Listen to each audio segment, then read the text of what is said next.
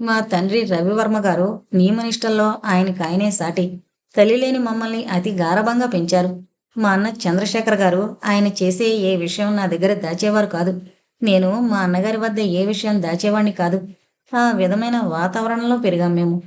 ఓ రోజు ఉదయాన మా నాన్నగారు మా అకౌంటెంట్ రామారావు గారిని పిలిచి, "మీ అమ్మాయిని కాస్త అదుపు ఆజ్ఞల్లో ఉంచడం మంచిది. ఎన్నో ఏళ్లుగా మా వద్ద పనిచేస్తున్నారు కదా అని ఈసారికి క్షమిస్తున్నాను" అన్నారు. రామారావు గారికి ఏమీ అర్థం కాలేదు.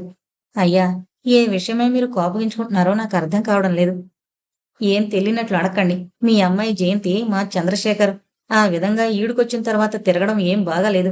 ఎంత చిన్నతనం నుంచి కలిసి తిరిగినా ఈ రోజు తిరిగితే లోకం 4 రకాలుగా అనుకుంటుంది. అందుకే హెచ్చరించమంటున్నాను" అని అన్నారు. "అలాగనే హెచ్చరిస్తాను. ఇంకెప్పుడూ అలా జరగకుండా చూస్తాను. ఈసారికి క్షమించండి" అంటూ నిష్క్రమించారు. ఈ వాదనంతా పైనుంచి విన్న నేను, ఈ రోజుల్లో కూడా ఇంత చాదస్తం దేనికి ఈనుకు అని నాలో నేను అనుకున్నాను. ఈ సంఘటన జరిగిన రెండో రోజున మా అన్న చంద్రశేఖర్ గారు, "నేను జయంతిని పెళ్లి చేసుకోవాలనుకుంటున్నాను. నీ అభిప్రాయం ఏంట్రా తమ్ముడు" అని నన్నడిగారు. హఠాత్తుగా ఈ విషయం అడిగేసరికి నాకు ఏం చెప్పాలో అర్థం కాలేదు. రామారావు గారి కులం వేరు, మా కులం వేరు. అసలే నియమనిష్ఠాపరుడైన నాన్నగారు దీనికి అంగీకరిస్తారా? ఈ విషయమే అన్నయ్యతో అన్నాను. "మాధవ, నేను జయంతి చిన్నప్పటినుంచి కలిసిమెలిసి తిరిగాం. మా బంధం ఈనాటిది కాదు. దానికి నాన్నగారు అంగీకరించకపోయినా మా వివాహం జరగక మానదు. ఈ విషయమై ఈ రోజునే నాన్నగారితో ప్రస్తావించాలనుకుంటున్నాను. ముందుగా నీ అభిప్రాయం చెప్పరా?" "నా అభిప్రాయం ఏముందన్నయ్య? ఏది చేసినా ఆలోచించి చేస్తావు. నాకు కూడా మీ వివాహం చూడాలనుందన్నయ్య. తప్పక మీ వివాహానికొస్తాను." "థాంక్స్ మాధవ. నన్ను నువ్వు అర్థం చేసుకున్నావు. ఇక నన్ను ఎవరాపినా ఈ వివాహం జరగక మానదు."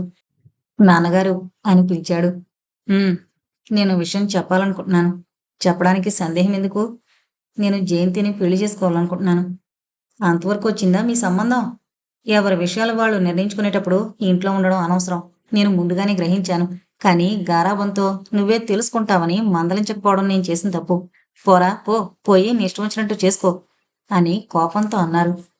చంద్రశేఖర్ మౌనంగా ముందుకు అడుగు వేశాడు. "ఆగు. ఈ గడప ఒకసారి దాటడం జరిగితే మళ్ళీ అడుగు పెట్టడానికి వీల్లేదు. బాగా ఆలోచించి చెయ్యి."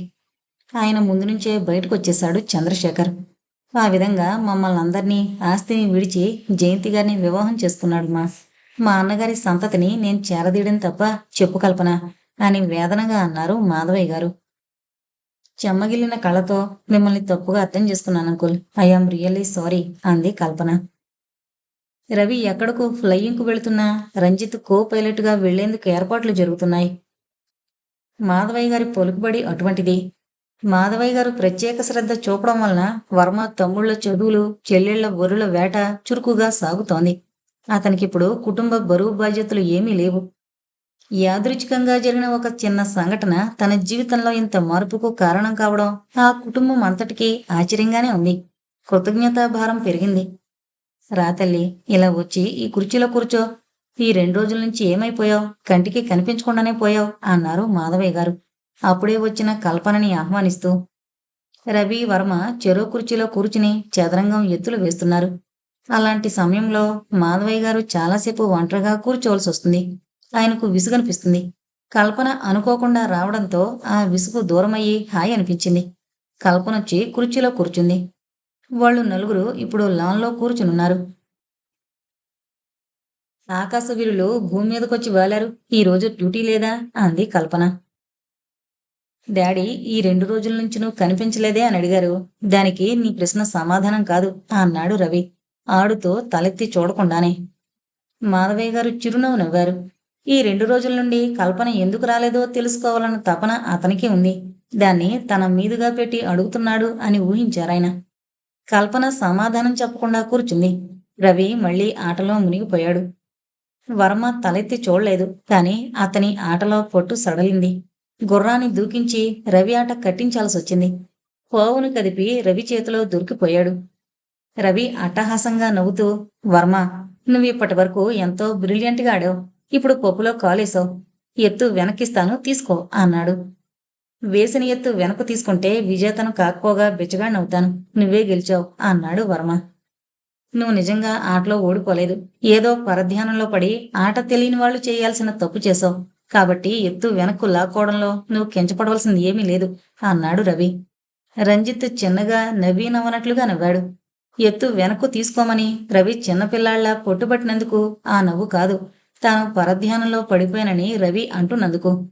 యాదృచ్ఛికంగానే అయినప్పటికీ రవి చెప్పింది నిజం. వర్మ పరధ్యానానికి పరిహారంగా ఆటలో గెలుపును నీకు చెల్లించాడు, నువ్వు దాంతో సరిపెట్టుకోవచ్చు అంది కల్పన. రవికి నిద్రలోంచి మెలకు వచ్చినట్లయింది. ఇప్పుడేం కొంపలు మునిగిపోయాని పరధ్యానంలో పడాలట అన్నాడు విసురుగా. ఆ విసురు కల్పనకు తాకింది. ఆలోచనలు కొంపలు మునిగాకే కలుగుతాయా మనిషికి? కొంపలు మునిగిపోకుండా చూసుకోవాలన్న ఆలోచనలు అవసరమే అంది. ఆమె స్వరంలో పైకి కనిపించకుండానూ, మాటల్లో పైకి కనిపించేలాగానూ ఉన్న ఎగతాళిని మాధవయ్య గారు పసిగట్టారు. రవంత బాధ అనిపించింది. ఆ బాధ, బాధలకు మూల కారణమైన ఏ కారణంలోంచి వచ్చింది కాదు. డబ్బిచ్చిన సౌకుమార్యంలోంచి, దర్పంలోంచి, ఒక విధంగా చెప్పాలంటే అతిశయంలోంచి వచ్చింది. అది ఆయన మాటల్లో వ్యక్తం కాకపోయినా అదే డబ్బుకి, దర్పానికి అలవాటైన కల్పన గ్రహించింది. ముఖం మనసుకి అద్దం లాంటిది కదా. రవిదంతా పట్టించుకోలేదు. కల్పన తనతో వాదనకు దిగుతోందని మట్టుకు గ్రహించాడు. తనెందుకు తగ్గాలి? వర్మకి అసలు కొంప మునిగిపోయిందన్న బాధ కలిగే అవకాశమే లేదు. ఆ బాధ అతనికి కలగడం ఇంపాసిబుల్ అన్నాడు రవి. ఎందుకట? కల్పన ప్రశ్న. అసలు వర్మకు కొంప అనేదే లేదు కనుక. రవి అలా మాట్లాడడం వల్ల మాధవయ్య గారి ముఖం మ్లానమైంది. రంజిత్ మౌనంగా లేచి వెళ్ళిపోబోయాడు. కల్పన లేచి అతని చేయి పట్టుకుని కుర్చీలో కూర్చోబెట్టింది. ఆటలో గెలిచినవాడు ఆ గెలుపును నీకు ఇవ్వడం వల్ల తేలికైపోయాడు. నువ్వు ఇప్పుడు వేసిన జోక్ నవ్వుకోవడానికి చాలా బాగానే ఉంటుంది, కానీ అర్ధోక్తిలో ఆగింది కల్పన. కానీ అది నవ్వు తెప్పించాలని జోక్ అంటూ పూర్తి చేశాడు రంజిత్ వర్మ. మాధవయ్య గారు ఉల్లాసంతో పకపక నవ్వుతూ, నవ్వు తెప్పించలేనిది జోక్ ఎలా అవుతుంది అన్నాడు. రవి మీదకు వర్మ, కల్పన దాడికి దిగారని ఆయనకు అర్థమైంది. తప్పు మాట్లాడినా రవి తన బిడ్డ. వర్మను నేను ఏమీ అనలేదు. అతనిని తేలికపరచలేదు. నువ్వే మా మధ్య ఏదో దుమారం లేవదీస్తున్నావు. కాబట్టి అనుకోంది ఏదైనా జరిగితే దానికి బాజురాలివి నువ్వే కావాలి అన్నాడు రవి అక్కసంతా వెళ్ళబోసుకుంటూ. అనుకోనివి ఏం జరుగుతాయి? అనుకోనివి జరిగితేనే కాదు, అనుకున్నవి అనుకున్నట్లు జరగడానికి కూడా నేనే బాజురాలనవుతాను, తెలిసిందా? ముసిముసి నవ్వులు నవ్వుతూ అంది కల్పన. మాధవయ్య గారు సంతృప్తితో నిట్టూర్చారు. రంజిత్ కుర్చీలోంచి విసురుగా లేస్తూ, కల్పన, ఇక్కడ నన్నెందుకు ఆపావు? నాకు పనుంది, వెళ్ళాలి అన్నాడు. నేను వస్తాను పదా అంది కల్పన. ఇక నుండి నిన్ను ఒంటరిగా తిరగనివ్వడం నాకు ఇష్టం లేదు. ఎందుకట? రవన్న మాటలకు బాధపడుతూ కాలాన్ని వృధా చేస్తావు కనుక. రంజిత్ వర్మను కల్పన పోనివ్వలేదు. రవి కన్నార్పకుండా వాళ్ళిద్దరికేసి చూస్తున్నాడు. మాధవయ్య గారు ఏదో ఆలోచనలో పడిపోయారు. జయాపజయాల మధ్య వాగ్వివాదం వచ్చింది కనుక ఆట సాగాలి, రవి పట్టుదలగా అన్నాడు. వాగ్వివాదం రావడం దురదృష్టకరమే అయినా అది తేల్చుకోవడానికి మళ్ళీ ఆడాలి అనుకోవడం వ్యసనం అవుతుంది. నీకు అంత పట్టుదలగా ఉన్నప్పుడు ఆటెందుకు ఆపివేయాలి? అలాగే ఆట సాగుతుంది. కానీ ఈసారి ఎత్తు వేసేది నేను అంది కల్పన. రవి బల్లను సర్ది పావుల్ని సిద్ధం చేశాడు. తెల్ల పావుల్ని తీసుకుని కల్పన మొదటి ఎత్తు వేసింది. ఆట సాగుతోంది. ఈసారి ఎత్తుల్లో మంత్రిని శకటాన్ని ఇచ్చి నీ 2 గుర్రాల్ని తొలగిస్తాను అన్నాడు రవి. అప్పటికే 2 గుర్రాలు రక్షణుంచుకుని లోపలికొచ్చి ఆటను చంద్రవందర చేస్తున్నాయి. గుర్రాలు ఇక ముందు ఏం చేస్తాయో ఊహించే వీలు లేకుండా పోయింది. నీ మంత్రిగారు అంత పనికిరాని వెధవైతే అలాగే చేయి, నాకేమీ అభ్యంతరం లేదు అంది కల్పన. రవి తల గిర్రును తిరిగింది. పట్టుదల కోసం మంత్రిని శకటాన్నిచ్చి గుర్రాన్ని తీసుకోకుండా ఆడుతున్నాడు రవి. చా అంది కల్పన. క్షాని తప్పుకోవడం రవి వల్ల కాలేదు. చేతిలో ఉన్న పావుల్ని విసురుగా బల్ల మీద విసిరేసి లేచి ఇంట్లోకి వెళ్ళిపోయాడు రవి. అమ్మ కల్పన, రవి అసలే కోపిష్టి, వాణ్ణి ఎందుకలా ఆటలు పట్టిస్తావు అన్నాడు మాధవయ్య. నన్ను క్షమించండి అంకుల్. ఒక విషయంలో మనకు పరాజయం ఎదురైనప్పుడు మనల్ని ఓడించిన వాళ్ళని అభినందించాలి, అంతేకాని వాళ్ళ ఇతర బలహీనతల మీద మనం దాడి చేయడం ఘోరం అంది కల్పన. అవును తల్లి, ఓటమిని ఒక పాఠంగా తీసుకోగలిగిన సంస్కారం ఉంటే జీవితం విజయవంతంగా సాగిపోయేందుకు అవకాశాలు పెరుగుతాయి. మన సంస్కారం కుచించుకుపోతే అవకాశాలు కుచించుకుపోతాయి. ఈ బలహీనతకు లొంగిపోతాడు రవి. పైగా ఆవేశపరుడు, పరాజయాన్ని తట్టుకోలేని బలహీనుడు. అవన్నీ మీ ఇద్దరి సహచర్యంలో సరిదిద్దబడాలని కోరుకుంటున్నాను నేను. స్నేహితుడిగా వర్మ, జీవిత భాగస్వామినిగా నువ్వు రవిని చక్కదిద్దాలి. నేను ఇది వరకు, ఇప్పుడు, ఇక చివరి క్షణాల్లోనూ కోరుకునే వరం ఇదే అన్నారు మాధవయ్య. ఆయన కళ్ళు తడుసున్నాయి. అనుకోకుండా ఆయన నోటి వెంట తన పెళ్లి ప్రస్తావన రాగానే సిగ్గుతో తల వంచుకుంది కల్పన. అంకుల్, ఇప్పట్లో పెళ్లి చేసుకోవాలని అనుకోవడం లేదు అంది. మాధవయ్య గారి తల మీద పిడుగు పడ్డట్టు తలడిల్లిపోయారు. మరి ఏం చేయాలనుకుంటున్నావమ్మా? కొంతకాలం ఇలాగే ఉండిపోవాలనుకుంటున్నాను. అంతవరకు ఈ ముసలికట్టెలో ప్రాణాలు నిలవద్దు. అలా అనకండి అంకుల్. మనం అనుకోకుండా ఉంటే ఆగుతుందా? చెప్పు. ఈ విషయాన్ని గురించి నువ్వు మరొకసారి ఆలోచించాలి. మరొకసారి ఆలోచించడం అంటే అంగీకారం తెలియజేయమనే కదా అర్థం. నిన్ను ఒత్తిడి చేసేందుకు నాకే అధికారం లేదు. అధికారంతో అతికితే జీవితాలు ఏకంగా నిలుస్తాయి అంకుల్. నేను ఆలోచించుకునేందుకు కొంత వ్యవధివ్వండి అంది కల్పన. మరో మాట అనే అవకాశం లేకుండా లేచి వెళ్ళిపోతూ. ఆమె వెనకే మాధవయ్య గారు వెళ్ళిపోయారు. రంజిత్ వర్మ ఒక్కడు చెదిరి పడిపోయిన పావుల్ని ఒకచోట చేర్చే ప్రయత్నంలో పడిపోయాడు. తర్వాత వారం 10 రోజులు ఎవరి ఆలోచనల్లో వాళ్ళు గడిపేశారు. ఈ వార్త గౌరీ దేవమ్మ గారికి తెలియగానే ఆవిడ లబలబలాడుతూ మనవరాలు పీకల మీదకెక్కి కూర్చుంది. ఈ ముసలముండ ఎలా పోతే నీకేంటని సాధింపు ప్రారంభమైంది. రవి, వర్మ డ్యూటీ దిగి ఇంటికొచ్చారని తెలిసాక కల్పన మాధవయ్య గారి ఇంటికి వెళ్ళింది. ఆమె చూపులు నేలకు గుచ్చుకునున్నాయి. హాల్లో సోఫాలో కూర్చున్న మాధవయ్య గారిని గమనించను కూడా లేదు. రవి పైన గదిలో ఉంటాడు. ఆమె మెట్ల వైపు అసలు నడవనే లేదు. సరాసరి వంటింట్లోకి వెళ్ళింది. రంజిత్ వర్మ తల్లి ఏవో కూరలు తయారు చేస్తోంది. నమస్కారమండి. ఎవరు? కల్పన. రా తల్లి అంటూ పీట వాల్చిందామె. నేను కూర్చునేందుకు రాలేదండి. వర్మెక్కడా? తోటలో ఉన్నాడమ్మా. సరే, వస్తానండి అంటూ తోటలోకి నడిచింది కల్పన. కల్పన, ఇలా ఎందుకొచ్చావు? రవి మేడ మీద ఉన్నాడు అన్నాడు రంజిత్ వర్మ కల్పనను చూస్తూనే. నేను రవిని చూసేందుకు రాలేదు. ఓహో, మామిడి గున్నకు మల్లెతీగలు పాకాయో లేదో చూసిపోదామని వచ్చావా? ఆత్మవంచన కూడా సిద్ధమవుతున్నావా వర్మ? కృతజ్ఞతాభావం అంత గొప్పదన్నమాట. కోసినట్లుగా సూటిగా అడుగుతోంది కల్పన. కెవ్వున అరిచి నేల మీద పడి చచ్చిపోవాలనిపించింది వర్మకు. చావు ఎవరి చేతుల్లో ఉంటుంది? ముఖం కల్పనకు కనిపించకుండా పక్కకు తిప్పుకున్నాడు. ప్రకృతి మూగరోధన చేస్తున్నట్టు ఆకాశంలోంచి ఒక్కొక్క చినుకు పడుతోంది. కల్పన, ఆకాశం చూస్తే వర్షం వచ్చేలా ఉంది. నువ్వు దయచేసి లోపలికి వెళ్ళు, తడిసిపోతావు అన్నాడు. నన్ను లోపలికి పంపేసి నువ్వు ఆ వర్షంలోనే ఉండిపోతావా? నాకు అలవాటే. కల్పనకు ఇక మాట్లాడవలసింది ఏమీ లేదని సుస్పష్టంగా తేలిపోయింది. అయితే వీడుకోలు చెప్పాలి. దిక్కుమాలిన దేవుడు ఈ మగజాతిని ఎలా సృష్టించాడో కాని వాళ్ళకి జీవిత భాగస్వాములైన ఆడవాళ్ల హృదయం బొత్తిగా అర్థం కాదు. నువ్వు పరిస్థితులకు లొంగిపోయిన ఒక మహనీయుడివని నేను అనుకున్నాను. కానీ నువ్వు అందరిలాంటి మగవాడివే. నిన్ను గురించి ఆలోచించడం మొదలు పెట్టకముందే నాకు ఈ విషయం తెలియడం నా అదృష్టం. ముద్దబ్బాయిల మొక్కల్ని రవిని పెంచి పోషించి రుణం తీర్చుకో అంటూ విసవిసా నడిచి ఇంట్లోకి వెళ్ళిపోయింది. మామిడి గున్న చాటు నుండి బయటకొచ్చిన మాధవయ్య గారు వర్మను ఆకాశమంత ఎత్తుకు పెంచి పొగిడేశారు. కావలించుకుని కన్నీరు పెట్టుకున్నారు. ఇవన్నీ వర్మను కదిలించలేకపోయాయి. తలవంచుకుని తన పని చూసుకోవడంలో నిమగ్నమైపోయాడు. మాధవయ్య గారికి ఇక ఆలస్యం చేయడం ఎంతమాత్రం మంచిది కాదనిపించింది. గౌరీదేవమ్మ గారిని పిలిపించి అన్ని విషయాలు అరమరికలు లేకుండా మాట్లాడి తాంబూలాలు పుచ్చుకోవడానికే లగ్నం నిశ్చయించేశారు. ఇది జరిగాక కల్పన మనసు ఊగిస్లాట్లో పడింది. కోపంలో రంజిత్ వర్మతో అలా ఎందుకు వాగానా అని బాధపడసాగింది. అయితే వర్మ ఇదంతా పట్టించుకున్నట్లుగా కనిపించట్లేదు. ఆత్మవంచన చేసుకుంటున్నాడని వర్మను నిందించింది తాను. కాని ఇప్పుడు తనే ఆత్మవంచనకు పాల్పడుతోంది. అయితే ఈ జరుగుతున్న హడావిడంతా జరగబోయే అసలు కథ ఎక్కడో కనిపించని చీకటి కోణంలో ఉన్నట్టుగా అనిపిస్తోంది కల్పనకు. అదేంటో అర్థం కాని ఒక మానసిక అనిశ్చితమైన స్థితిలో ఆమె మాన్పడిపోయి చలనం కోల్పోయింది. పనులు వాటంతటవే జరిగిపోతున్నాయి. నిశ్చితార్థం జరగవలసింది ఇక రేపే అనగా అనుకోకుండా ఈ విమాన ప్రయాణం ఒకటి పెట్టాడు రవి. అతని మనసులో ఇంత ఘాతుకమైన ఆలోచనలున్నాయని ఇదివరకు తెలీదు. లేకపోతే తాగిలా వెంట పడతాడా? భార్య కాకుండానే ఇలా బలాత్కారంగా అనుభవించాలనే కోరికెందుకు? అదే అతని ఒరిజినాలిటీ. పైకి కనిపించేదంతా మెరుపు అనిపించింది కల్పనకు. చీర కుచ్చెళ్లు పైకి పట్టుకుని ఆమె అడవిలో పరుగు పెడుతోంది. ఎండుటాకులు నలిగిపోతున్న శబ్దాన్ని బట్టి రవి దూరమైపోయాడన్న విషయం అర్థమైంది. కొంత ధైర్యం వచ్చింది. అడవిలో ఎన్ని మైళ్లు పరిగెత్తిందో తెలీదు. దూరంగా ఎర్రటి కావురు కనిపిస్తోంది. బహుశా అది నెగడు కావచ్చు. అక్కడ ఏదైనా కోయపల్లె ఉండొచ్చు. కల్పనకు ప్రాణం లేచొచ్చింది.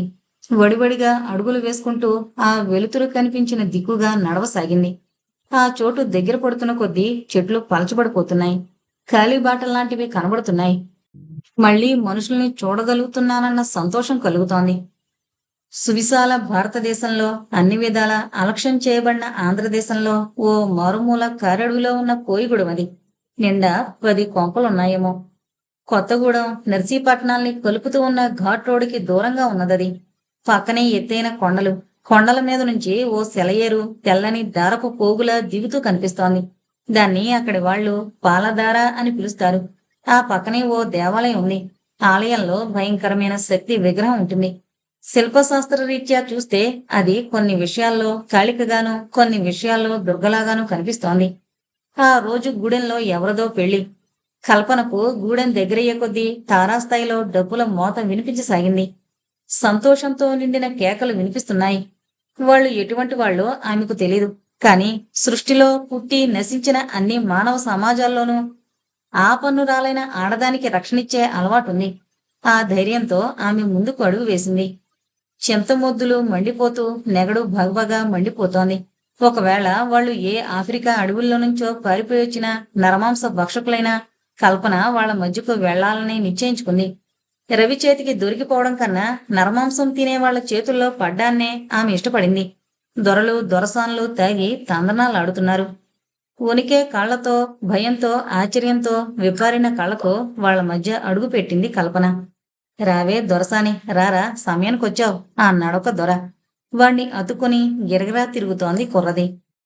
దొరగారి జాడ కావాలా? రమ్మను రమ్మను అంది. కల్పన గుండెలు గుబిల్లుమన్నాయి. దొరగారెవరు? ఒకవేళ రవిగాని తనకంటే ముందుగా ఇక్కడకు చేరలేదు కదా. ఓ కోయదొర కల్పన చేయి పట్టుకుని ఓ ముసలి ఒగ్గులాంటి మనిషి దగ్గరకు తీసుకువెళ్ళాడు. ఆ మనిషి ఆడో మగో గుర్తించడానికి వీలు కానంత విచిత్రంగా ఉంది. ఒదిగిపోయి గువ్వల మోకాళ్లు మడిచి వాటి మధ్య తలపెట్టుకుని జరుగుతున్న సంబరాన్ని చూస్తోంది. అవ్వా, దొరగారి దొరసాని, దొరజాడ పసిగట్టింది. దొర నిద్రవుతున్నాడా? బేగిరమ్మను బేగిరమ్మను అంటూ కల్పనను ఆమెకు అప్పగించి వెళ్ళిపోయాడు. కల్పనకు గుండెలు దడదళ్లాడాయి. కూసవే దొరసాని, మంచి మీద తొంగున్నాడు నీ దొర. అడివంతా తిరిగి అలసిసలసుండాడు. అట్టా సూత్తావేందే ఎరినా దొరసాని, రా కూకో అంది ముసలి ఆకారం. ఆ గొంతును బట్టి, ఇందాక దొర అవ్వ అని పిలవడాన్ని బట్టి ఆమె ఆడమనిషి అని కనుక్కుంది కల్పన. ఆడతోడు కొంత భయం తీరి పక్కనే కూర్చుంది. కంజు మాంసాన్ని తేనెలో ముంచి చిగుళ్ళ మధ్య పెట్టి నములుతూ ఒత్తుతూ చప్పరిస్తూ ఉండడం వలన దవడలు నిర్విరామంగా ఆడుతున్నాయి. మాట బోసిగాను వణుకుతోనూ కూడి విచిత్రంగా ఉంది. కొంచెమే అర్థమవుతోంది. దొరమీద అలిగావా పెట్ట అంది ముసల్ది. కల్పన ఊహిస్తోంది. బహుశా రవి తనకన్నా ముందిక్కడికొచ్చుంటాడు. తన తోడు తప్పిపోయిందని ఇక్కడికొస్తే పట్టి ఉంచమని ఈ పిచ్చి కోయవాళ్ళని నమ్మించి నిద్రపోయి ఉంటాడు. వణుకు పుడుతోంది. పాములకి, తేళ్లకి, అడవి మృగాలకి భయపడకుండా ప్రాణాలకు తెగించి పారిపోయొచ్చింది తను. తీరా ఇక్కడికొచ్చాక ఇక్కడ ప్రత్యక్షమయ్యాడు రవి. ఏం చెయ్యాలి? మళ్ళీ పారిపోవాలి. అంతకు తప్ప గత్యంతరం లేదు. ఎలాగో తెల్లవారితే ఒక దారి దొరుకుతుంది. ఒక్క రాత్రిని తెల్లవార్చుకోవడం ఇంత కథగా మారగలదని తను ఎన్నడూ ఊహించలేదు. తేనెలో ముంచిన 2 ముక్కలు ఎండిపోయిన జిల్లేడాకులో పెట్టించింది ముసల్ది. తల అడ్డంగా ఊపి తన అనంగీకారాన్ని తెలియజేసింది కల్పన. ముసల్ది కళ్లకు కాంతొచ్చేలా నవ్వింది. పలకవే దొరసాని, సిగ్గెందుకే? దొరగారు యాదొచ్చినా అలిగి కూకుంటావా? దొర నిన్ను సల్లంగా ఏలుకుంటాళ్లే, దిగులెట్టుకోకు. మనసులో దారాళమ్మకు మొక్కుకో. ఆ తల్లి దయచూస్తే కోపరం సల్లగా సాగిపోద్ది. అలకతో తోడు నీడని దూరంగా తోసుకుంటావా? ఆడబొత్తుకి అంతలక అందం కాదే గువ్వా అంటూ ఏదో గొణుగుతోంది ముసల్ది. అసలు జరిగిన విషయమేమిటో దొరెవరో అర్థం కాక తికమక పడుతోంది కల్పన. విషయం తేల్చుకోవాలనుకుంది. అవ్వా, దొరెవరు? ఎప్పుడొచ్చారు? అంది సాధ్యమైనంతగా కోయవాళ్ల యాసని అనుసరిస్తూ. కోయ దొరసాని పక్పకా నవ్వింది, చిగుళ్ళు బయట పెడుతూ. పొద్దుగూకే ఏళ, సూర్యుడు పాలకొండ సొరబడే ఏళొచ్చిండు నీ దొర. దారి తప్పినారుగా. దారాళమ్మ దయవలన మళ్ళీ దగ్గరయ్యారు. దారాళమ్మ సల్లని తల్లే నా తల్లి. జంటలు ఈడిపోతే కలిపి కన్నులా చూసుకుంటాది. మా జంటలు ఈడిపోతే పట్టి ఏటి చేస్తామో తెలుసా? దారాళమ్మ తల్లి తెల్లారే ఏళ్లకు ఆ ఇద్దరిని ఏకం చేస్తుంది. కిలకిలా నవ్వుతూ తెల్లవార్లు గడపాలె. మేము గడియ తీసే ఏళ్లకు జంట ఒకటై మా కళ్ళబడాలె. అది మా తల్లి దయ. దారాళమ్మ దయగల తల్లి అంది. కల్పనకు గుండెల్లో వణుకు ప్రారంభమైంది. నాగరిక సమాజానికి దూరంగా బ్రతికే ఈ అమాయకులు అనంత పని చేస్తారనడంలో సందేహం లేదు. తనను రవిని కలిపి దేవాలయంలోకి నెట్టి గడి వేసినా వేసేస్తారు. అప్పుడిక తన గతి ఏంటని ఆలోచిస్తోంది. ఇంతలో దొర ముసలివ్వ దగ్గరకొచ్చాడు. పక్కనే కూర్చున్న కల్పనని చూసి ముఖం ప్రశ్నార్థకంగా పెట్టాడు.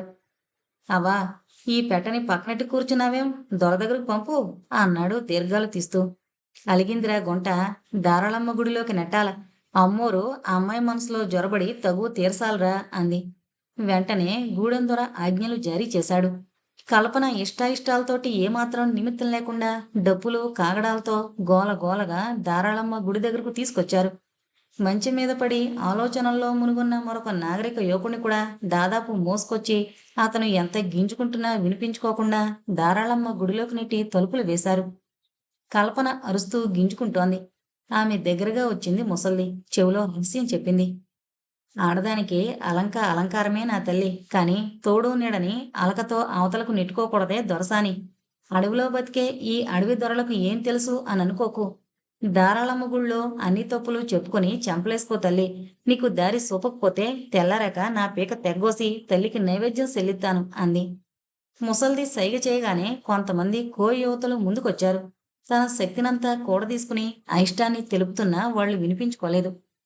కల్పన భవిష్యత్తును దారాళమ్మ తల్లి కొదిలి ఆమెను లోపలకు తోశారు. ఆమె విసురుగా వెళ్లి చీకట్లో ఉన్న యువకుని కాళ్ల మీద పడింది. కోయదొరలు గడియ బిగించేసి నిశ్చింతగా వెళ్ళిపోయారు. కల్పన విసురుగా వెళ్లి తల్లి పాదాల ముందు పడింది. కోయిజాతి ముసల్ది కల్పనను లోపలికి నెట్టేస్తూ అన్న మాటలు ఇప్పుడు కల్పన చెవుల్లో గింగురుమంటున్నాయి. దారాళమ్మ గుళ్ళో అన్ని తప్పులు చెప్పుకుని లెంపలేసుకో. తల్లి నీకు దారి సూపకపోతే తెల్లారక నా పీక తెగ్గోసి తల్లికి నైవేద్యం చెల్లిస్తాను అని ప్రతిజ్ఞ చేసింది ముసల్ది. ఆ మాటలు ఇప్పుడు కల్పన చెవుల్లో గింగురుమంటున్నాయి. గొప్పవాళ్లు తమ అభిజాత్యాన్ని, సంఘ సేవకులు తమ చిత్తశుద్ధిని, స్వాముల వాళ్ళు తమ మాయల్ని, కళలు తమ ఆత్మల్ని, ఆడవాళ్లు తమ శరీరాల్ని అమ్ముకునే దేశంలో ప్రగతి, పురోగతి మృగ్యమైపోయాయని అందరూ నెత్తీనోరు బాదుకుని విలపించేవాళ్లే. స్త్రీని గౌరవించలేని ఈ నాగరికులమని చెప్పుకునే సామాజికులు ఎంత షోగ్గా అబద్ధాలు చెప్పి నిజాలని నమ్మిస్తారో.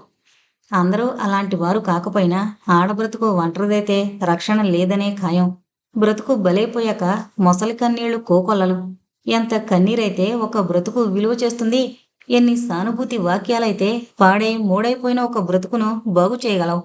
మంచి అనే అంతరంగంలోంచి ఆవిర్భవించాలి తప్ప ఎంత నేర్పినా రాదు. కల్పన వణికిపోతోంది. గర్భాలయంలో ఎర్రని కాగడ వెలుతురు. సగం ఆలయాన్ని అమ్మవారు ఆక్రమించుకుంది. ఆ కాగడ చుట్టుపక్కల కొంత ప్రదేశం మాత్రమే వెలుతురుగా ఉంది. ఎంతసేపు ఎదురు చూసినా తాను ఆశించినట్లు ఎవరూ ఆమె దగ్గరకు రాలేదు. శరీరాన్ని తాకలేదు. దారాళమ్మ దేవత పాదాల మీద నుంచి చేతులు తీసుకుంటూ కల్పన మనసులో అనుకుంది. తల్లి, బామ్మ చెప్పినట్టు ఆడదాని జీవితం అగ్నిశిఖ వంటిది. ఈ మొత్తం ప్రపంచానికి అది ఉష్ణ జీవిక. అయితే రక్షణ లేని అనాథ. ఎన్ని దాడులు దాని మీద జరుగుతున్నా వెలుపల నుంచి రక్షణ లభించదు. తనను తాను రక్షించుకోవాలి. ముట్టుకుంటే కాలుతుంది అన్న భయం మగవాడికి కలగాలి. నాకంతటి శక్తినివ్వు తల్లి అని వేడుకొంది. పాదాల మీద నుండి తలెత్తి చూసింది. ఎర్రని వెలుగులో అమ్మవారి ముఖం రాగదీప్తితో వెలుగుతోంది. చేతిలో అలంకారప్రాయంగా ఉంచిన ఇనుప త్రిశూలం కనిపించింది. ఈ ఆయుధమే నాకు ఆత్మరక్షణ అనుకుంది కల్పన. ఎంతసేపటికి తాను ఊహించినట్టు ఎదురు పక్క నుండి దాడి ప్రారంభం కాకపోవడంతో ఆమెకు సంశయం మొలకెత్తింది. అతడు రవి కాడు. ఆమె తలెత్తి చూసింది. అమ్మవారి కాలినీడ అతని ముఖం మీద పడుతోంది. లోపల మరొక వ్యక్తున్న ధ్యాసే అతనికి లేదు. తల ఉంచుకుని ఏదో ఆలోచిస్తున్నాడు. అయితే అతను రవి కాదు. కల్పన మనసులో ఒక్క మెరుపు తళుక్కుని మెరిసినట్లయింది. అతడు రంజిత్ కాదు కదా? అవును. రవి కాదు కాదు రంజిత్ అవును, రంజిత్ వర్మ. రంజిత్ అంది. అప్రయత్నంగానే ఆ మాట నోటి నుండి వెలువడింది. అవతల వ్యక్తి చివున తలెత్తాడు. ఎవరు? కల్పన, నువ్వా అన్నాడు సంభ్రమాచర్యాలతో. అవును, నేనే. ఈ అడవిముఖ చేతుల్లో నువ్వెలా పడ్డావు? వాళ్ళు అడవిముఖ ఎలా అవుతారు రంజిత్? అమ్మ అనుగ్రహంతో ఆంతర్యాలను చదవడం నేర్చుకున్నవాళ్ళు. మళ్ళీ నిన్ను చూస్తానని, ఇటువంటి పరిస్థితుల్లో నీతో కలుస్తానని నేను అనుకోలేదు కల్పన. రవి ఏమయ్యాడు? అడవిలో వెతుకుతున్నాడు. దేనికోసం? తనది కాని దానికోసం. అంటే? సమాధానంగా కల్పన రెండు చేతుల్లోనూ ముఖం దాచుకుని రోధించసాగింది. రంజిత్ వర్మ నిశ్చేష్టుడయ్యాడు. ఈమె తీవ్రమైన మానసిక సంక్షోభంలో పడిందని, కారణమేమిటో గ్రహించకుండానే ఊహించగలిగాడు వర్మ. మనసును మరొక విషయం మీదకి మళ్లించాలిప్పుడు.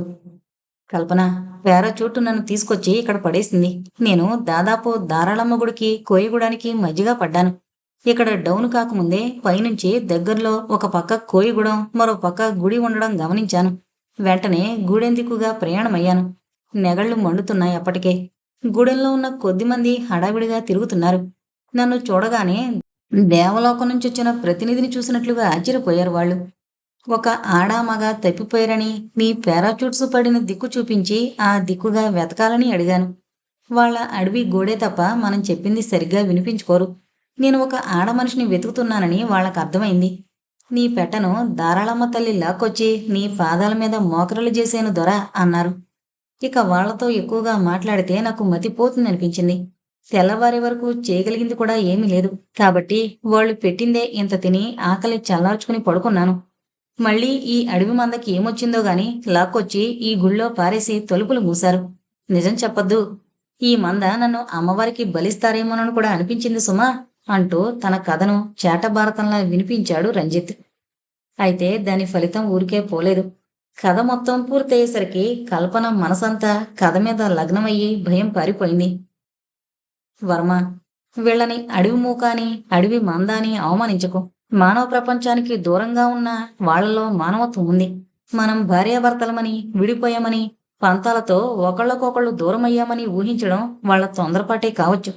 కానీ వాళ్ళు మనకు మేలు చెయ్యాలని ఆశించడంలో ఎంత మానవత, అభిమానము ఉన్నాయో ఆలోచించు. మనం ఎవరు? వాళ్ళకి ఏమవుతామని మన శ్రేయస్సును గురించి ఆలోచించారు వాళ్ళు. వాళ్లల్లో ఉండే ఈ సాంఘిక ధర్మం మనలో ఉంటుందా? మన నాగరికుల్లో పక్కవాడే బాగుపడుతుంటే కళ్ళల్లో నిప్పులు పోసుకునేవాళ్లే కాని వాళ్ళు బాగుపడాలని ప్రయత్నించేసేవాళ్ళు నూటికి ఎంతమంది ఉన్నారు అంది కల్పన. వర్మ ఈ ఆర్గ్యుమెంట్ ని అంగీకరించక తప్పలేదు. కానీ కల్పన, ఇటువంటి పరిస్థితుల్లో ఈ స్థానంలో నేనుగాక మరొక ఆగంతకుడు ఎవరైనా ఉంటే నీ పరిస్థితి ఏమయ్యేది? అది ఊహిస్తే నీ మనసుకి ఎలా ఉంటుందో అన్నాడు. కల్పన ఈ విషయాన్ని చాలా తేలిగ్గా కొట్టిపారేసింది. అందుకే వాళ్ళు దేవత మీద నమ్మకం ఉంచుతారు. ఈ సృష్టిలో మనం ఊహించనివి, ఊహించలేనివి ఎన్నో జరుగుతాయి. వాటి మీద వాస్తవానికి ఎవరి అదుపు లేకపోయినా దేవతలే అవన్నీ చేస్తారని నమ్ముతారు వాళ్ళు. అటు చూడు, ఆ దేవి చేతిలో ఉన్న త్రిశూలం ఎలా తళతళలాడుతుందో చూడు. నీ స్థానంలో మరొక ఆగంతకుడు ఎవరైనా ఉండుంటే ఆ త్రిశూలానికి బలైపోయేవాడు, లేదా ఆ త్రిశూలంతో నా ప్రాణాలే పోయుండేవి. ఇదంతా యాదృచ్ఛికంగా జరిగిందని మనం అనుకుంటాం. దైవమే ఇలా చేశాడని నమ్ముతారు వాళ్ళు. నన్ను లోపలకు నెట్టేస్తూ ఆ ముసల్ది ఏమందో తెలుసా? ధారాళమ్మ గుడిలో అన్ని తప్పులు చెప్పుకొని లెంపలేసుకో. తల్లి నీకు దారి చూపకపోతే తెల్లారాక నా పీక తెగ్గోసి తల్లికి నైవేద్యం చెల్లిస్తాను అంది. ఇప్పుడా కోయ ముసల్దాని మాట వాస్తవమే అయింది అంది కల్పన. రంజిత్కు ఆమె మాటలు అర్థమయ్యి కాకుండా గజిబిజిగా ఉన్నాయి. ఆమెలో ఏదో మార్పు వస్తోందని, అది చాలా ఉద్రేకపూరితమైన ధోరణిలో వస్తోందని గ్రహించాడతను. ఇంతకు తల్లితో చెప్పుకోవలసిన తప్పు నువ్వేం చేశావట అన్నాడు సాలోచనగా కల్పన ముఖంలోకి చూస్తూ. కల్పన మానసిక స్థితి అదోలా ఉంది. ఈ జరిగిన హఠాత్తు సంఘటనలన్నీ ఆమె జీవితానికి పద నిర్దేశాన్ని ఇవ్వడానికే జరిగాయని ఆమె ఇప్పుడు నమ్మడానికి సిద్ధపడుతోంది. నేను మొదటి నుండి తప్పే చేశాను. అదంతా ఒక నిద్రలో చేశాను. ఒకప్పుడు నా హృదయాన్ని ఎవరో తట్టి లేపారు. యథార్థమైన దృష్టి కలిగింది. ఆలోచనలు చిగురించాయి, మొగతొడిగాయి. కానీ కృతజ్ఞతాభారంతో వంగిపోయిన నువ్వు ఆ కోరకాన్ని నిర్దాక్షిణ్యంగా చిదిమి వేశావు. మళ్ళీ నిద్రపోయాను. ఈవేళ ఈ తల్లి నా కళ్ళు తెరిపించింది. ఇక జీవితాన్ని గురించి దిగులుగాని, వెనక్కు తిరిగి చూడడం కానీ లేవు అంది కల్పన. ఆమె స్వరం భావుకంగా, ఉద్వేగపూరితంగా ఉంది. ఆ కోయ ముసలిది చెప్పినట్లు తల్లి నీకేదైనా దారి చూపిందా అన్నాడు రంజిత్ ముసిముసి నవ్వులు నవ్వుతూ. అవును వర్మ, ఈ తల్లి నా జీవితానికి దారి చూపింది. నా లక్ష్యానికి నేను పోవలసిన దారి ఈ తల్లి దీవెనల వెలుగులో నా ముందు స్పష్టంగానే కనిపిస్తోంది. అంతేకాదు, నా లక్ష్యం చెరువులోనే ఉంది అంది. వర్మ పకాలను నవ్వాడు. మీకు నవ్వుగానే ఉండొచ్చు వర్మ, నేను సిన్సియర్గా చెబుతున్నాను. ఆడదాని మనసు అద్దం లాంటిది. అందులో ఎన్నో రూపాలు ప్రతిఫలిస్తాయి. పెళ్లి కాకముందు తనకు కావలసిన రూపం కనిపించగానే ఆ బింబం ఫోటోగా మారుతుంది, స్థిరపడిపోతుంది. అలా తనకు కావలసిన ప్రతిబింబాన్ని చెరగని చిత్రపటంగా మార్చి హృదయంలో స్థిరపరుచుకున్నాక అది చెదరదు. ఆడదాని బలహీనత ఏంటంటే తాను కూడా ఆ చిత్రాన్ని చెరిపివేయలేదు. ఆడదాని ఔన్నత్యం కూడా అదే. ఎటువంటి పరిస్థితుల్లోనూ ఆ చిత్రాన్ని చెరుపుకోవడానికి ప్రయత్నించదు. ప్రేమ విషయంలో ఇన్ని నిమ్నోత్మనాల్ని తనంత తాను నిర్దేశించుకుంటుంది కనుకనే ఆడది ప్రేమ పదంలో ఎన్నో ఒడిదుడుకులకు లోనవుతుంది, కానీ లొంగదు. ఆమె చాలా తొందరపడుతోందని గ్రహించాడు వర్మ. అయితే అన్నాడు ముక్తసరిగా 3 అక్షరాల్ని ఒత్తి పలుకుతూ. నువ్వు నన్ను పెళ్లి చేసుకోవాలి. ఎప్పుడట? ఇప్పుడే, ఇక్కడ, ఈ దేవి సమక్షంలో. నువ్వింత పిచ్చిదాను అనుకోలేదు కల్పన. నన్ను క్షమించు. డబ్బున్నవాణ్ణి వదులుకోవడమేగా నా పిచ్చితనం. డబ్బు సంగతి అలా ఉంచు. రవి నిన్ను ప్రేమించాడు. నేనతన్ని ప్రేమించలేదు. ప్రేమించకుండానే పెళ్ళాడదామనుకున్నావా? ఒకవేళ అలా జరుగుంటే అందులో తప్పులేదు. పెళ్ళైతే ప్రేమించేదాన్ని. ఒక నిర్ణయం తీసుకునే ముందు దీర్ఘమైన ఆలోచన ఉండాలి కల్పన. నువ్వు చాలా తొందరపడుతున్నావు. నేను తొందరపడట్లేదు. సరైన సమయంలో సరైన నిర్ణయం తీసుకున్నాను. నువ్వే పిరికివాడిలా నాలోని సామాజిక మనస్తత్వాన్ని బెదిరించాలనో భయపెట్టాలనో చూస్తున్నావు. ఒకవేళ మనం పెళ్లి చేసుకున్నా ఇప్పుడే ఇక్కడ ఎందుకు? డియర్ వర్మ, పిరికి పందవు కాబోకు. ద్రోహిని కూడా కాకూడదనుకుంటున్నాను. కృతజ్ఞత అనే దానికి ప్రేమను జయించే అవకాశం ఇస్తున్నావు. ప్రేమ భోజనం పెట్టదు కల్పన. నీ కుటుంబాన్ని మా బామ్మ పోషిస్తుంది. నా డబ్బు, ఆస్తి అన్నీ నీ కుటుంబానికి ఇచ్చేస్తాను. నీ కోసం మొత్తం ప్రపంచాన్ని వదిలేసి ఈ అడవిలో నీతో ఉండిపోతాను. నీ డబ్బంతా నా కుటుంబానికిచ్చి నన్ను ముందు బిచ్చగాడుగా మార్చి ఆ తర్వాత పెళ్ళాడాలి అనుకుంటున్నావా కల్పన? ఎంత వెర్రిదానివి! నీకు ఆవేశంలో ఆలోచన పోయింది. కల్పన వెక్కి వెక్కి ఏడవడం ప్రారంభించింది. కాసేపటికి తేరుకుంది. తలెత్తి చూసింది ఎర్రబడ్డ కళ్ళతో. డియర్ వర్మ, నిజం చెప్పినందుకు నన్ను ఎంత వెర్రిదాని చేశావు. నిన్ను ప్రేమిస్తున్నానంటే ప్రేమ భోజనం పెట్టదని, నీకోసం సర్వస్వాన్ని వదులుకుంటానంటే నన్ను బెచ్చగాడిని చేస్తున్నానని అన్నావు. ఇక ఈ జీవితంలో నీకు ప్రేమంటే అర్థం కాదు. సామాజికులు సృష్టించిన బానిస బ్రతుకు, ఛాందసాల మురికి కోపం నీకు స్వర్గతుల్యంగా కనిపిస్తోందన్నమాట. నువ్వు మగబుద్ధితో ఆలోచించి నేను పిచ్చిదాన్ని అనుకుంటున్నావు. నేను స్త్రీ హృదయంతో ఆలోచించి నిన్ను పిరికిపంద అనుకుంటున్నాను. ఇక నా జీవితానికి పర్యవసానమేమిటో నాకు అర్థమైంది. ప్రేమ అనేది దేవురించితే దొరికేది కాదు తల్లి. నన్ను ప్రేమించినవాడు వ్యసనపరుడు. నేను ప్రేమించినవాడు పిరికి పంద. నా బ్రతుకు ఎందుకిలా శూన్యం చేశావు తల్లి? అన్నీ ఉండి నేనింత నిరుపేదదాన్ని ఎందుకయ్యాను? అంటూ తలను ధారాళమ్మ పాదాలకేసి కొట్టుకోసాగింది. రంజిత్ నిశ్చేష్టుడయ్యాడు. ఇదేదైనా హిస్టీరియా, బాపతు జబ్బా అనే అనుమానం కూడా అతనికి కలగకపోలేదు. అతనికి ఎక్కువ ఆలోచించే అవకాశం లేకుండానే తలుపులు బళ్ళను తెరుచుకున్నాయి. కోళ్లు కూసే వేళ అయింది. రవి తలుపు తోసుకుని సుడిగాలిలా లోపలికొచ్చాడు. అతని ముఖం వివర్ణమై ఉంది. రాత్రంతా నిద్రలేమి వల్ల, అడవిలో అవిశ్రాంతంగా తిరగడం వల్ల మనిషి బాగా అలిసినట్లున్నాడు. మనసులో రగులుతోన్న అగ్నిగోళం అతని కళ్ళలో ప్రతిఫలిస్తోంది. వరండాలోంచి దూకి కల్పన కారడవిలో కారు చీకట్లో కలిసిపోగానే అతనికి మతిపోయింది. చాలాసేపు అడవిలో తిరిగాడు.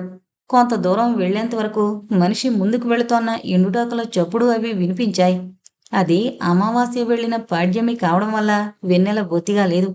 ఆకాశంలో చుక్కలు కాంతివంతంగానే ఉన్నాయి. కాని మైదానం మీదలాగా అడవిలో ఉపయోగించని కాంతి అది. అలా తిరుగుతుంటే కోయగూడెం నెగడు మంటలు రవికి కనిపించాయి. వచ్చి ఆరా తీస్తే ధారాళమ్మ గుళ్ళో వాళ్ళిద్దరినీ పెట్టినట్లు తెలిసింది. రవి మనసు ఉండబట్లేక అందర్నీ చెడామడా అరిచేశాడు. కోయిగూడెం విస్తుపోయింది. వాళ్ళిద్దరూ భార్యాభర్తలు కాకపోతే తల్లి కల్పనను కాపాడుకుంటుందని హామీ ఇచ్చారు. అదంతా ఉత్త చెత్త వాగుడు కింద జమకట్టి తక్షణమే వాళ్ళని తోడు తీసుకుని ధారాళమ్మ ఆలయానికి బయలుదేరాడు రవి. బళ్ళున తలుపులు తెరుచుకున్నాయి. రవి తలుపులు తోసుకుని సుడిగాలిలా లోపలికొచ్చాడు. వెనక కోయిగూడెం దొరలు కాగడాలు పుచ్చుకుని నిలబడున్నారు. ముసల్ది కూడా ఉంది. రవి అన్నాడు వర్మ ఆనందాతిరేకంతో లేచి నిలబడుతూ. రవి అనుకుంది కల్పన, దేవి పాదాలు మరింత గట్టిగా పట్టుకుంటూ. వర్మ, నీ తెలివితేటలతో మమ్మల్ని ఎంత వెర్రి వెంగళపలగా చేశావు అన్నాడు రవి వ్యంగ్యంగా. నువ్వు క్షేమంగా ఉన్నావు, నాకదే చాలు. ఇంకా ఈ నక్క వినయాలు నమ్ముతానని అనుకుంటున్నావా? అదేంటవి, నేను సదా నీ మేలు కోరేది నీ నమ్మకం సంపాదించుకోవడానికి కాదు, అది నా కర్తవ్యం అన్నాడు వర్మ. రవి దూకుడుగా ఏదో అంటున్నాడు. కాని అతని మనసులో అసలు విషయం తెలియకుండా కల్పన కోసం వర్మ తనను మోసం చేస్తాడా? అసలు కల్పనకు తన మీద పరిపూర్ణమైన నమ్మకం ఉంటే, ప్రేమ ఉంటే ఈ రంజిత్ ఏం చేయగలుగుతాడు? కాని తను ఓడిపోయింది అక్కడ. ఇక్కడ ఇలా పొంగిపోవడం వృధాశ్రమ అనిపించింది రవికి. డియర్ రంజిత్, నువ్వే గెలిచావు. ఈ ఎత్తుకు పై ఎత్తు నా దగ్గర లేదు. నేను ఓడిపోయాను అన్నాడు భారంగా. రవి, నువ్వు అపార్థంలో పడి అంత దూరం వెళ్ళిపోక శాంతంగా ఆలోచించడానికి ప్రయత్నించు అన్నాడు. అతని మనసు బాధతో మూలుగుతోంది. రవి తాలూకా అన్ని బాధ్యతలు తనను నమ్మి తన మీద ఉంచాడు మాధవయ్య గారు. అది తన బాధ్యతగా, తన కర్తవ్యంగా నమ్మి ఉన్న తన మీద ఇంత తేలిగ్గా దాడి చేస్తున్నాడు రవి. రవి ఇటువంటి దుడుకు మనిషి కావడం వల్లనే అతనికి మరొక మనిషి అండ జీవితాంతం అవసరమే అని ఊహించారు మాధవయ్య గారు. అది సహించి ఓర్పుతో రవికి నచ్చజెప్పగలుగుతాడన్న విశ్వాసమే మాధవయ్య గారి ఊపిరి. రవి ఎప్పుడు ఎటువంటి సంభాషణ చేసినా తను మాత్రం ఉద్రేక పడకూడదు. నింపాదిగానే అతన్ని దారికి తేవాలి. వాస్తవం గుర్తించేలా చేయాలి. అది తన లక్ష్యం అనుకున్నాడు వర్మ. లేదు రంజిత్, నువ్వు నన్నింకా బాగా అర్థం చేసుకోలేదు. నేను ఉద్రేకపడిపోయి ప్రవర్తించే మాట యథార్థమే, కానీ నా మనసులోని కల్లోల సాగరం ఎవరికి అర్థమవుతుంది అన్నాడు. అతని మాటలు దీనంగా ఉన్నాయి. కోయ ముసల్ది కల్పనను అమ్మవారి పాదాల మీద నుండి లేపి నుంచోబెట్టింది. కల్పన తూలి పడిపోతుందేమో అనిపించేలా ఉంది. కోయ దొరలు దొరసానులు ఇదంతా ఆశ్చర్యంతో చూస్తున్నారు. ఈ నవనాగరికులైన యువతి యువకుల మధ్య జరుగుతున్న తతంగమేమిటో బొత్తిగా అర్థం కావడం లేదు. అనుభవజ్ఞురాలైన ముసల్ది గ్రహించింది. ఆ పిల్లకింకా పెళ్లి జరగలేదని, యువకులిద్దరి మధ్య ఆ విషయమై ఏదో వాగ్వివాదం జరుగుతోందని గ్రహించింది. జాలిగా కల్పనకేసి చూసింది. పిచ్చి తల్లి, ధారాళమ్మ తల్లి గుళ్ళో బిరుకెందుకే? మనసులో ఉన్న మగవాడి పేరు చెప్పు. బేగి చెప్పి తల్లికి దండం పెట్టుకో. తల్లి మగతోడిని నీ నీడకు నడిపించాను అంది. కల్పన ఉబికొస్తోన్న కన్నిటిని నిగ్రహంతో అడ్డుకట్ట వేస్తూ కాసేపు తల వంచుకుని నిలబడింది. అవ్వా, నన్ను కోరిన మగవాడు నా వాడు కాదు, కాలేడు. నేను పెళ్ళైన తర్వాత అతన్ని ప్రేమించి జీవితాంతము చేయి కలిపి నడవగలుగుతానని అనుకున్నాను. ఆడదాని విషయంలో ఇంత తొందరపడే వ్యక్తిని నేను భర్తగా పొందాలనుకోవడం లేదు. స్త్రీ అతని దృష్టిలో అవసరాలకు ఉపయోగపడాల్సిన వస్తువు. నేను కోరిన మగవాడు కృతజ్ఞతాభారంతో పిరికిపందయ్యాడు. నాకు ఈ మగజాతి మీదనే ద్వేషం కలుగుతోంది. దయచేసి నా మానాన్న నన్ను పోనివ్వండి. నేను కావాలనుకున్న మగవాడి కోసం అన్నింటినీ వదులుకున్నాను. ఇప్పుడు నాకు అతనికి నీడ దొరకలేదని అవన్నీ నావి అనుకోలేను. తిరిగి వెనక్కు పోలేను. ఈ మగవాళ్ళు చదరంగంలో పావుగా, వాళ్ల పరిస్థితులకు ఆలోచనలకు అనుగుణంగా ఉపయోగపడే పావుగా బ్రతకడం నాకిష్టం లేదు. నేనిక్కడే ఉండిపోతాను, ఒక్కదాన్నే ఉండిపోతాను అని వెక్కి వెక్కి ఏడవడం ప్రారంభించింది. రవితో కల్పన ఒకప్పుడు ఆడదంటే అగ్నిశిఖ అంది. ఆ అగ్నిశిఖను ముట్టుకుని ఒళ్లంతా కాల్చుకున్నాడు రవి. తాను ప్రేమించి ఆ ప్రేమించానన్న విషయం వెల్లడి చేసి పెద్దలందరూ అంగీకరించాక ఆ ప్రేమించబడిన వ్యక్తి చేత తిరస్కరింపబడ్డం కంటే గొప్ప అవమానం మగవాడి జీవితంలో మరొకటి ఉండదు. అది రవికి ఎదురైంది. మరొక పరిస్థితుల్లో అయితే రవి ఈ సంఘటనను పెద్ద రాద్ధాంతంగా మార్చేవాడు. కాని ఈ తిరస్కారంతో అతని మనసు పొదనెక్కింది. కల్పన, వాస్తవానికి ఇప్పుడు నిన్ను పలకరించి నీతో మాట్లాడే హక్కు నాకు లేదు. కానీ చేసిన తప్పు తెలుసుకున్న ఒక వ్యక్తిగా నా తప్పును ఇప్పుడు నేను సరిదిద్దుకోవాలనుకుంటున్నాను అన్నాడు తలంచుకొని. అతను ఊహించిన విధంగా కల్పన అతనికి సమాధానమిస్తోంది. రవి, మరి కొద్ది గంటలు నీ అసలు స్వరూపాన్ని నేను గ్రహించకుండా ఉంటే నీకు నాకు పెళ్ళై ఉండేది. కొద్ది గంటలు కాదు, కొన్ని నిమిషాలు కాదు, ఒక్కొక్కసారి కొద్ది సెకన్లు మారేసరికి ప్రపంచ చరిత్రలు మారిపోతాయి. ఇందుకు నువ్వు కానీ నేను కానీ బాధపడవలసింది ఏమీ లేదు. నీ మీద నాకున్న కనీస విశ్వాసం కూడా పోయింది. ఇతరాత్రా నీ విషయాల గురించి నేను ప్రస్తావించబోవడం లేదు. నా విషయంలో నువ్వు ఆశ పెంచుకోవడం అనవసరం అని మాత్రమే చెప్పాలనుకుంటున్నాను. ఇక ఆ విషయాలన్నీ వదిలిపెట్టు అంది, తలెత్తి అతని ముఖంలోకి చూడకుండానే. కొద్ది గంటల తర్వాత ఆమెను జీవిత భాగస్వామినిగా పొంది ఆమె మీద సర్వ అధికారాలు పొందవలసిన వ్యక్తి ఇప్పుడు ఆమె ముందు తప్పు చేసిన పిల్లాడి వలె నిలబడ్డాడు. రంజిత్ ఈ పరిస్థితిని ఇంతవరకు రాకుండా చూడాలని ఎంతగానో ఆలోచించాడు. కానీ కల్పన మాట్లాడిన తర్వాత అతనికి మాట్లాడే అవకాశం లేకపోయింది. ఏమీ చేయలేకపోయినన్న బాధ మనసును మిలివేస్తూ ఉంటే నిశ్చేష్టుడై చూస్తూ నిలబడ్డం తప్ప మరేమీ చేయలేకపోయాడు. రవికి ఇప్పుడు మాట్లాడేందుకు అవకాశం ఏర్పడింది. ఇప్పుడు ఆమె విషయంలో తాను పరాయివాడు. రంజిత్ వర్మ తన మనిషి. కల్పన ఎటువంటి అవకాశము ఇవ్వకుండానే అసభ్యంగా ప్రవర్తించాడు తను. అన్ని అవకాశాలు అందుబాటులో ఉన్న కల్పనను వర్మ తన కోసం త్యాగం చేస్తున్నాడు. ధారాళమ్మ గుడిలో పెట్టి గడియ బిగించి వెళ్ళాక అతడు పవిత్రంగా నిలవగలిగాడంటే అతడు ధీరుడు. కల్పనను పెళ్లాడ్డానికి అతను సరైన జోడు. ఆ సంఘటన అతని మచ్చలేని ఆలోచనలకు గీటురాయి.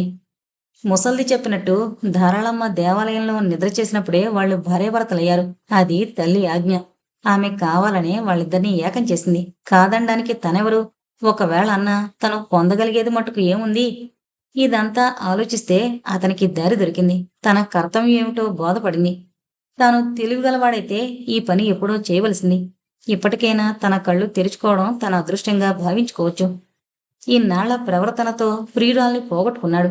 ఇప్పుడిక తన కర్తవ్యాన్ని తాను నెరవేర్చకపోతే త్యాగమూర్తైన ఒక స్నేహితుడిని కూడా పోగొట్టుకోవాల్సి వస్తుంది.